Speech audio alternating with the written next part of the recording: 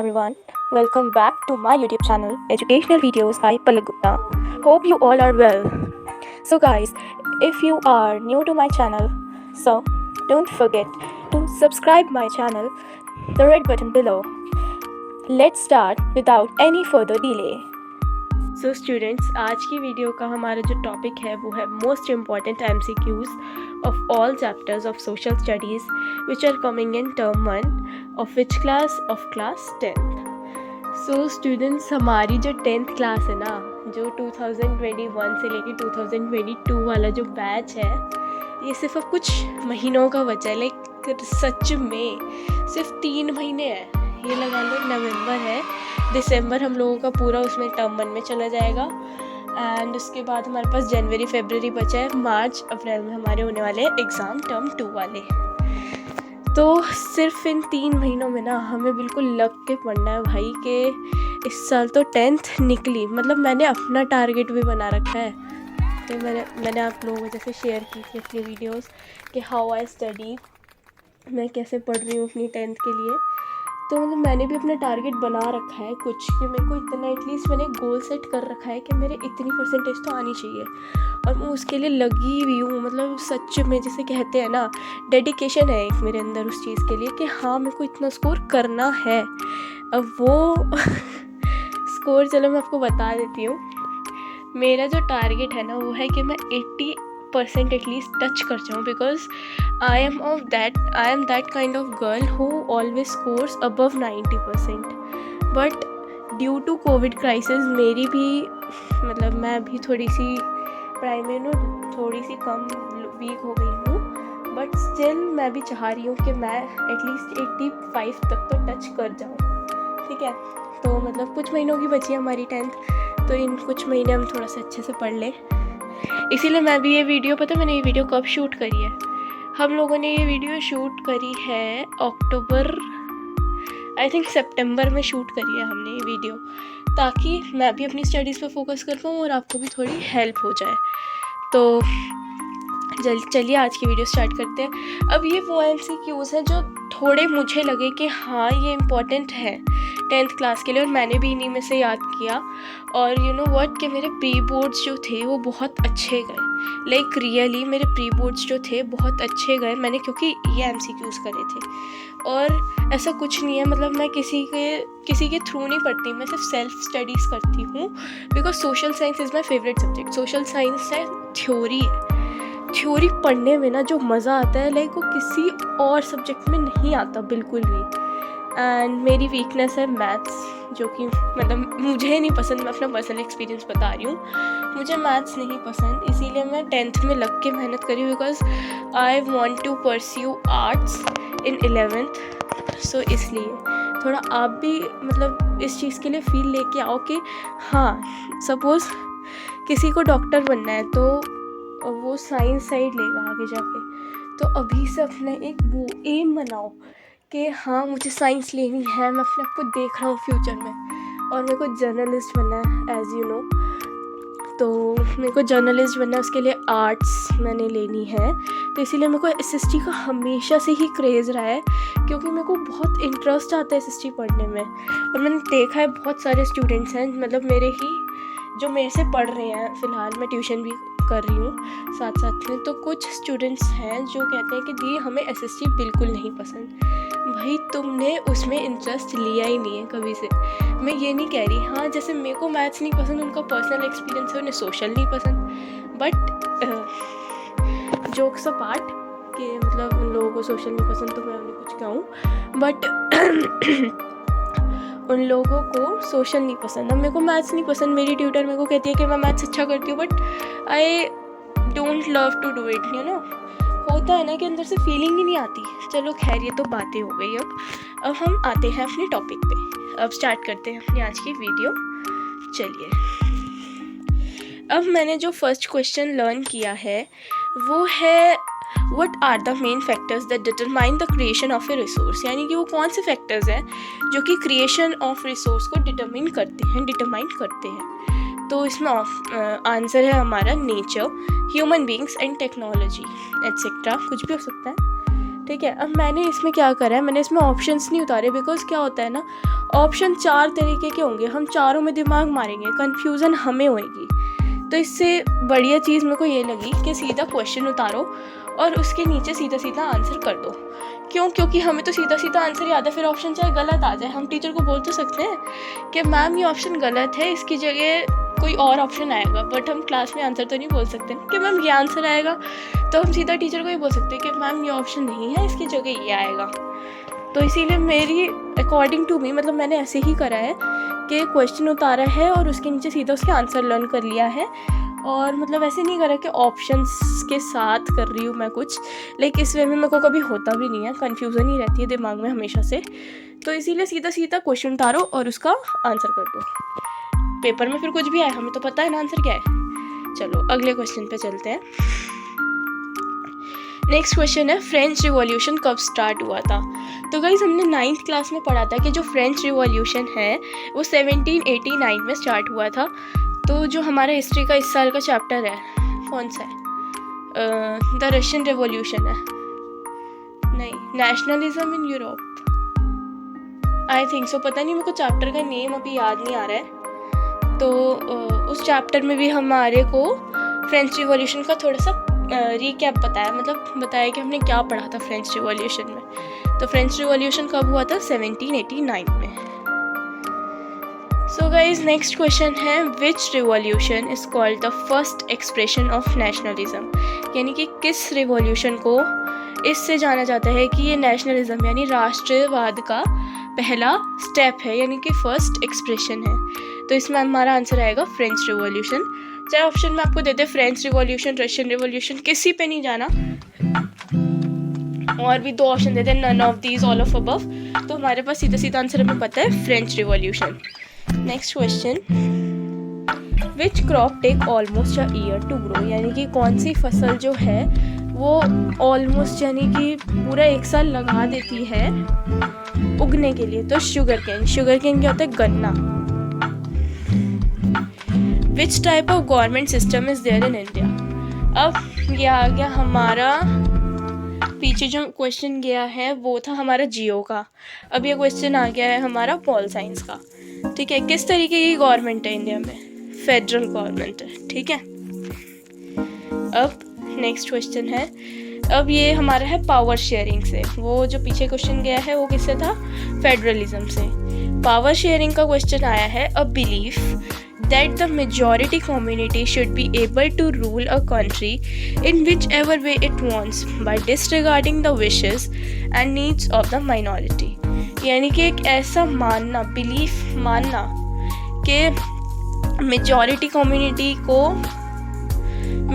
Community should be able to rule a country, यानी कि majority country को ही rule करना चाहिए, कंट्री को किसी भी तरीके से जो वो चाहे, और डिसरिगार्ड करके मतलब नेग्लेक्ट करना जो माइनॉरिटी है उस चीज़ को क्या कहा जाता है? यानी कि एक ऐसा बिलीफ जिसमें ये माना जाता है कि जो भी लोग मेजर कम्युनिटी के हैं तो उनको ज़्यादा प्रोत्साहन देके माइनॉरिटी को हटा दो एक तरीके से, बिल्कुल उनकी सुनो ही मत वो क्या बोल रहे हैं। तो उस चीज़ को क्या कहते हैं? मेजॉरिटेरियनिज्म।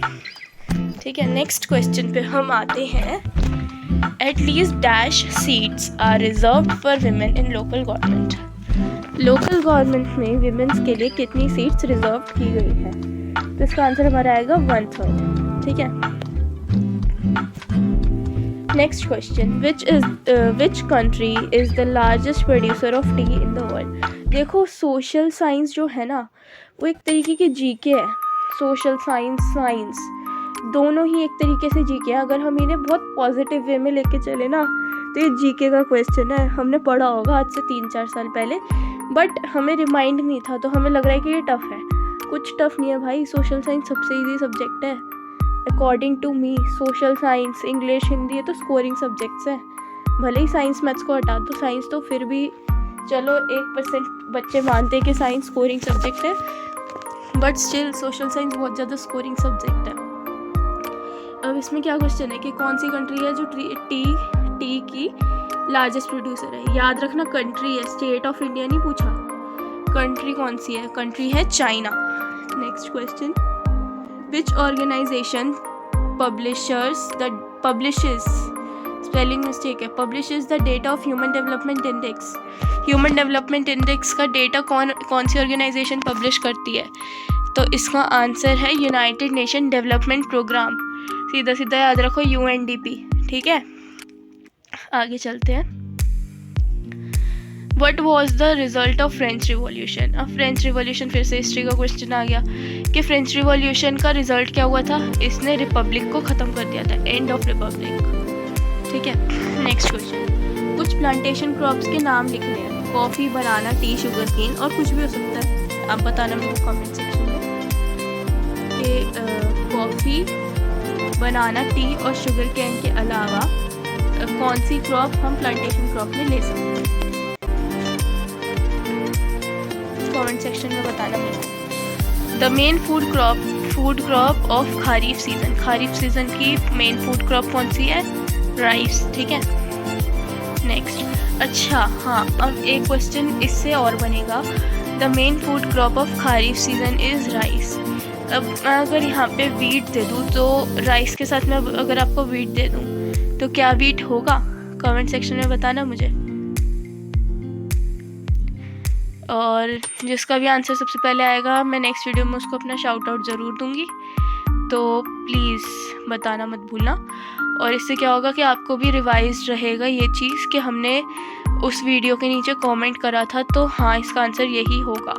सडनली रिमाइंड हो जाता है, पता है पेपर में अगर ये क्वेश्चन दिख गया ना आपको और एक बारी को आप भूल भी रहोगे तो आप ये रिमाइंड कर लोगे कि हाँ हमने एजुकेशनल वीडियोज़ बाय पलक गुप्ता वाले चैनल पे ये देखा है, हमने उसके नीचे कमेंट किया था, तो एकदम से ना आपको रिमाइंड हो जाएगा कि इसका आंसर राइस था, वीट नहीं था, ठीक है। मैंने ही बता दिया अब तो खैर आंसर, बट आपको रिमाइंड हो जाएगा इस चीज़ से। मैंने भी बहुत ट्राई किया है ये अभी तक, मतलब मैं तो खैर बुक से पढ़ती हूँ तो जैसे ना मैं बुक पे सर्कल लगा देती हूँ कि क्या चीज़ मेरे को याद करनी है। ऐसे ही मैं फ्लो चार्ट्स बना लेती हूँ, लाइक अपने पर्सनल नोट्स बना लेती हूँ। ईजी मतलब खुद से पढ़ो यार, सेल्फ स्टडी ना is the best way to learn. मैं अपना पर्सनल एक्सपीरियंस बता रही हूँ। Self study is the best way of learning. मतलब अगर हम खुद से पढ़ते हैं ना तो हमें वो लाइफ टाइम याद रहता है। मैंने इस चीज़ को एक्सपीरियंस किया है। मेरे को अभी भी अपना मतलब कोर्स याद है कि मैंने 3rd में क्या पढ़ा है, 4th में क्या पढ़ा है, 5th में क्या पढ़ा है, 6th में क्या पढ़ा है, ऐसे सब याद है मुझे अभी तक, बिकॉज मैंने हमेशा से ना ये था मेरे को सेल्फ स्टडी करूँगी मैं। School is a part from school एक अलग चीज़ हो गई। देन उसके बाद आपकी कोचिंग क्लास, ठीक है। उसके बाद थोड़ा सा मी टाइम मान लो कि 1.5-2 घंटे आपने रेस्ट भी ले लिया, उसके बाद 1 घंटा आपका मी टाइम, कुछ भी करो उसमें अपनी हॉबीज़ निकाल दो कुछ भी करो। बट उसके बाद एटलीस्ट आप चाहे रात को 9 से 10 बट 1 घंटा ना अपनी सेल्फ स्टडी को दो। ये एक बेस्ट स्टडी टिप है जो मैंने अपनी लाइफ में करके देखी है। मजाक नहीं कर रही हूँ, सच में कह रही हूँ। कभी ये सोचो आप कि यूट्यूब पे वीडियो डाल रही हैं जी तो इस वजह से ही हो रहा है, बट नहीं, ऐसा कुछ नहीं है। मैंने ये चीज़ एक्सपीरियंस करके देखी है कि अगर मैं स्कूल जाती हूँ, बिकॉज 10th के स्कूल और 9th में थी मैं जब भी खुल गए थे, तो 8th में भी ऑब्वियस सी बात है पूरा साल ही गए हैं हम लोग स्कूल, तो 8th में भी गई मैं, 9th में भी गई, इवन मेरे 9th में कोचिंग्स भी थे, और उसके बाद मैंने सेल्फ स्टडी भी की, और फिर देन मैं 10th में हूँ। अब 10th में भी मैं सेल्फ स्टडी भी कर रही हूँ, एंड मेरे 2-3 घंटे के ट्यूशन्स भी होते हैं। मेरा ट्यूशन स्टार्ट होता है 2:30 से लेके एंड 6 o'clock तक, अराउंड 5:30 के आसपास, पर घर आते आते वो 6 हो ही जाता है बिकॉज थोड़ा दूर है मेरा ट्यूशन। तो इस चीज़ को मैंने पर्सनली एक्सपीरियंस किया है। फिर मैं 6 बजे आती हूँ, फिर मैं 5:30 तक आ जाती हूँ, बट फिर मैं 5:30 तक आ गई। फिर मैंने 1 घंटा अपना रेस्ट किया, और थोड़ा सा मतलब शाम के टाइम जो कचर खाने का होता है वो कचर खाया, और उसके बाद फिर मैं 6:30 बजे बैठ जाती हूँ पढ़ने, 1 घंटे का रेस्ट लेके। 6 से 8 मैं फिर अपनी स्टडीज़ कंटिन्यू रखती हूँ। फिर 8 बजे हमारे यहाँ डिनर हो जाता है, फिर 8 बजे डिनर करके फिर मैं 9 बजे अपनी स्टडीज़ कंटिन्यू करती हूँ। क्योंकि देखो जो 6:30 से लेके 8 वाला टाइम था ना मेरा, उसमें मैं क्या करती हूँ, मैं अपना कोचिंग वाला काम रिवाइज़ करती हूँ, स्कूल का पेंडिंग का वर्क पूरा कर लेती हूँ, ठीक है, क्योंकि स्कूल का काम भी कंप्लीट होना ज़रूरी है। एंड देन उसके बाद जो मैंने आपको बताया ना कि खाना वाना खा के फिर से पढ़ने बैठ जाती हूँ 9 बजे के आसपास, तो उस टाइम पे मेरा वो सेल्फ स्टडी वाला टाइम होता है। ठीक है, तो उस टाइम पे सेल्फ स्टडी करो। इस तरीके से अपने टाइम टेबल्स बनाओ कि मुझे पता है कि टाइम टेबल्स फॉलो नहीं हो पाते, बट स्टिल आप लोगों को ट्राई करना चाहिए। मैंने भी करा था, बट मेरा भी 2-3 दिन ही फॉलो अप हुआ था वो, बट फिर नहीं हुआ था।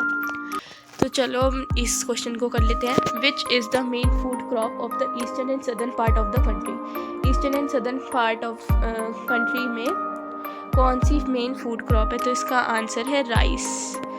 Then the next question is, sorry wait नहीं होगा यहाँ पे, वीट होगा।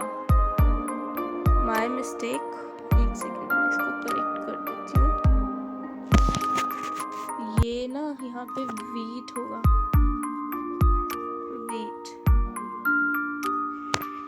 वीट रिक्वायर्स रेनफॉल बिटवीन, यानी कि वीट के लिए कितनी रेनफॉल्स चाहिए होती है?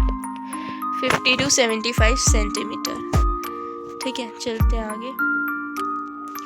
श्रीलंका को इंडिपेंडेंस कब मिली थी? बहुत हिस्ट्री वाला क्वेश्चन मान लो, ये किसी भी तरीके का जनरल क्वेश्चन मान लो, बट ये क्वेश्चन है हमारा पॉल साइंस के चैप्टर 1 का। 1948 में मिली थी श्रीलंका को इंडिपेंडेंस। ठीक है, नेक्स्ट, बेल्जियम में 59% लोग जो हैं वो कौन से रीजन में रहते हैं और कौन सी लैंग्वेज बोलते हैं? हमने इसकी परसेंटेज भी याद रखना है। यहाँ पे तो मैंने लिख दी है, बट स्टिल आपको ये चीज़ याद होनी चाहिए कि वहाँ पे कितने लोग जो थे वो डच बोलते थे, कितने लोग जो थे वो फ्रेंच बोलते थे। ठीक है, और कौन से रीजन में रहते थे? तो इसका आंसर है फ्लेमिश रीजन में वो लोग रहते थे। जो 59% लोग थे वो फ्लेमिश रीजन में रहते थे और डच लैंग्वेज बोलते थे। Next question, who destroyed democracy in France through a return of monarchy? यानी कि किसने डेमोक्रेसी को डिस्ट्रॉय कर दिया था फ्रांस में मोनार्की वापस लाकर? नेपोलियन बोनापार्ट ने। ठीक है, name a country which does not have federalism. अब इसके लिए मैं आपको एक चीज़ बताना चाहती हूँ, एक सेकेंड। हाँ, अब देखो फेडरलिज्म, यहाँ पे फेडरलिज्म की बात हुई है। अब मैंने बताया था चाइना एक, और उसका भी आंसर था हमारा, किसका आंसर था कि कौन सी कंट्री जो है वो लार्जेस्ट टी की प्रोड्यूसर है? लार्जेस्ट। अब चाइना, 2 चीज़ों का आंसर हो गया। तो हमारा टी का प्रोड्यूसर कौन है, और कौन सी नॉन फेडरल कंट्री है?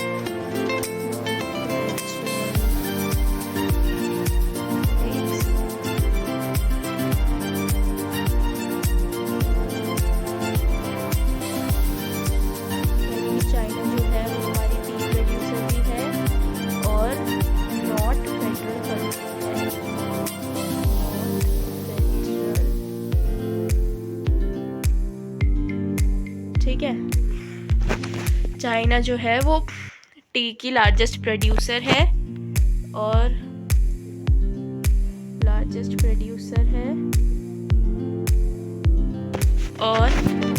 नॉन फेडरल कंट्री है।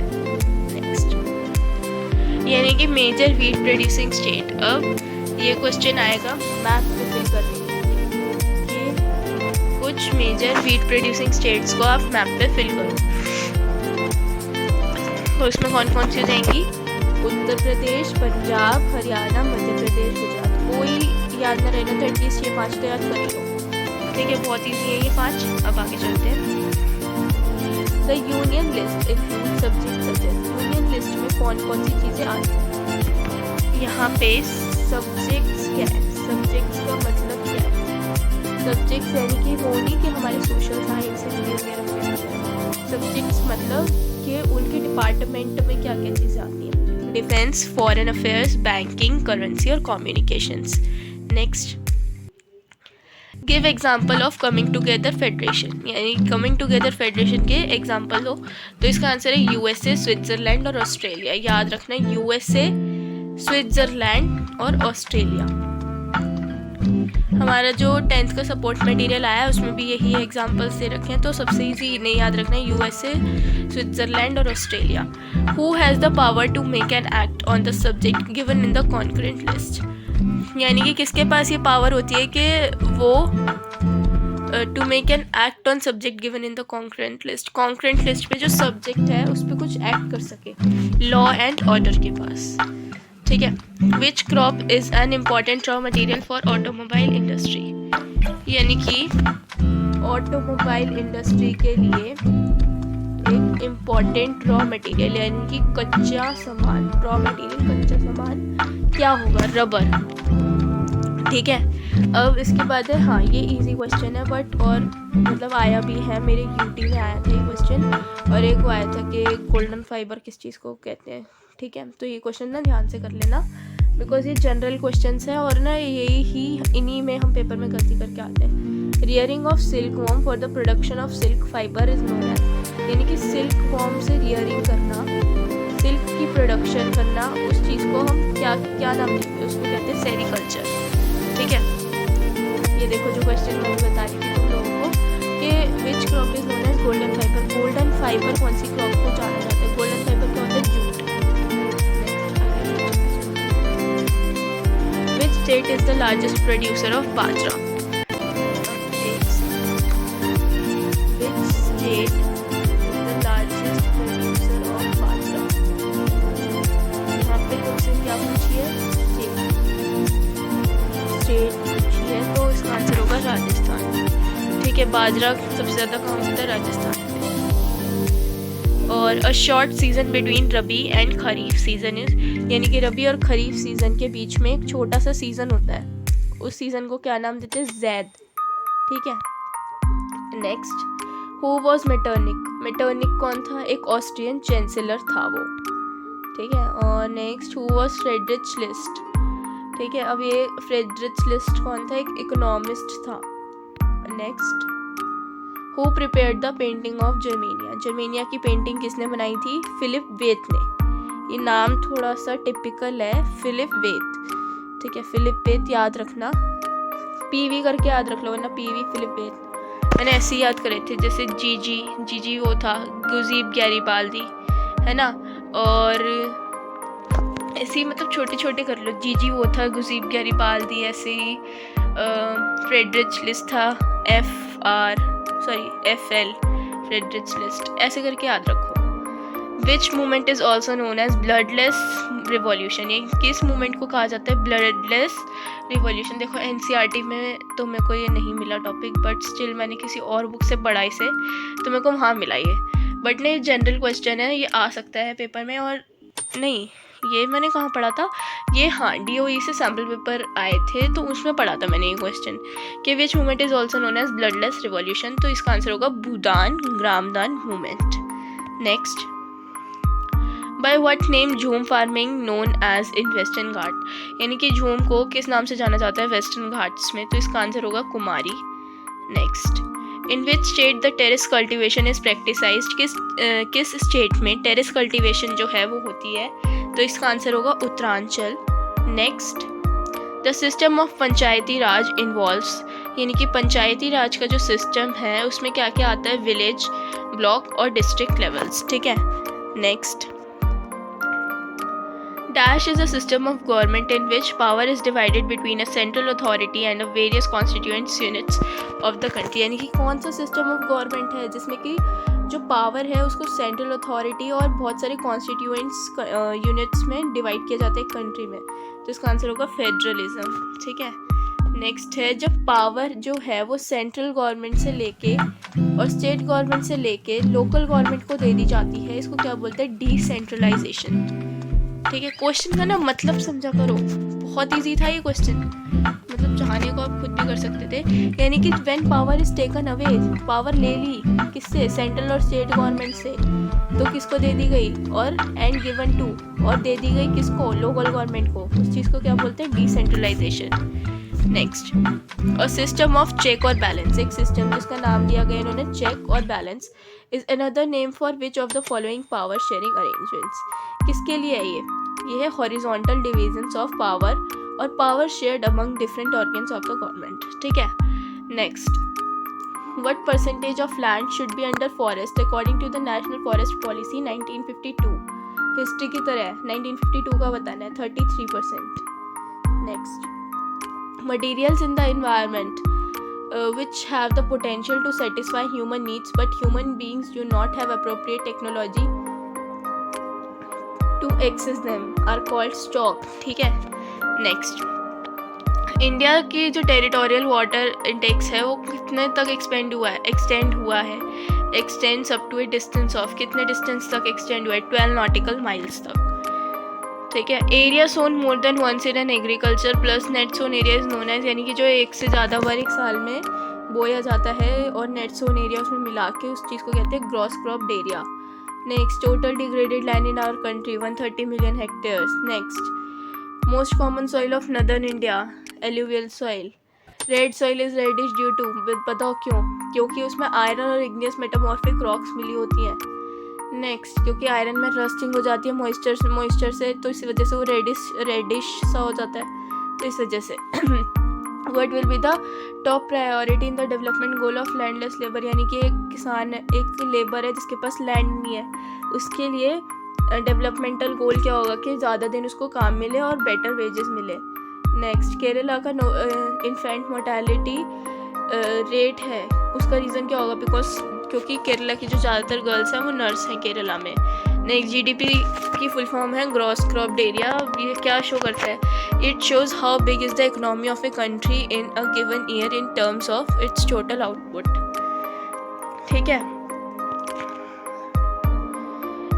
MNREGA national rural employment guarantee act of 2005, उसने क्या गारंटी की थी? हैज़ गारंटीड, उसने कहा था डैश डेज ऑफ एम्प्लॉयमेंट, कितने डेज ऑफ एम्प्लॉयमेंट एक साल में होंगे एक डिस्ट्रिक्ट ऑफ इंडिया में। What are the correct number of days, कितने दिन होंगे? 100 दिन। ठीक है, थोड़ा सा याद करने में टिपिकल लगेगा बिकॉज इसमें 1000 साल के ना 100 हो सकता है, ऑप्शन में 200 हो सकते हैं, 300, तो 100 याद रखना कि कितना बिग प्राइवेट कंपनीज कंट्रीब्यूट करती हैं, कैसे करती हैं। How do big private companies contribute in the development of a nation, एक नेशन के डेवलपमेंट में, by increasing productivity of the country in the manufacturing of industrial goods, यानी कि वो प्रोडक्टिविटी में इंक्रीज कर देती हैं। चलो, वीडियो ख़त्म, पैसा खत्म। इतने देखी आप लोगों ने वीडियो, क्या समझ आया इतनी वीडियो में? आधे घंटे की वीडियो होने वाली है, बीच में हम लोगों ने बातें भी की काफ़ी सारी। तो अब ना मैं एक वीडियो लेके आऊँगी बहुत जल्द, मतलब मैं कर रही हूँ उसके लिए कोशिश, बिकॉज़ मेरी भी स्टडीज़ हैं, आप लोग जानते हो मेरी भी 10th है, तो मैं थोड़ी कोशिश कर रही हूँ कि मैं वो वीडियो लेकर आऊँ, बिकॉज़ मेरे पास ना टेंसेस याद करने की ऐसी टिप्स वाली ट्रिक है। इसीलिए ना मैंने अपने चैनल का नाम पहले इंग्लिश बाय पल्लव गुप्ता रखा था, बिकॉज मेरे को ना इंग्लिश से खेलना बड़ा पसंद है। I love to play with English. यार मेरे को बड़ा मज़ा आता है इंग्लिश में बात करने में, इंग्लिश लिखने में। एंड मैं क्या बताऊँ यार, मैं इंग्लिश के लिए और SST के पीछे तो इतनी पागल हूँ ना, सच में। English is my favourite subject, SST is my favourite subject, but maths is not my favourite subject. मेरे पास ना टेंस की टिप्स हैं, तो मैं तुम लोगों के लिए वो वीडियो लेके आऊँगी। लाइक 2 महीने का कोर्स होता है टेंस का, वो मैं तुम्हें 20 से 25 मिनट में करा दूँगी। बहुत इजी ट्रिक है, बहुत इजी, तुम भी टेंस से खेलने लग जाओगे, सही बता रही हूँ।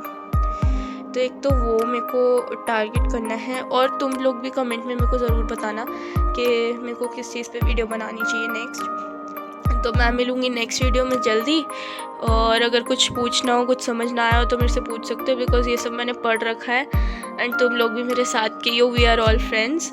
तो अगर आपको कुछ पूछना है तो मेरे से ज़रूर कमेंट सेक्शन में पूछ लेना, मैं ज़रूर आंसर करूँगी सबका। Till then, bye bye and take care.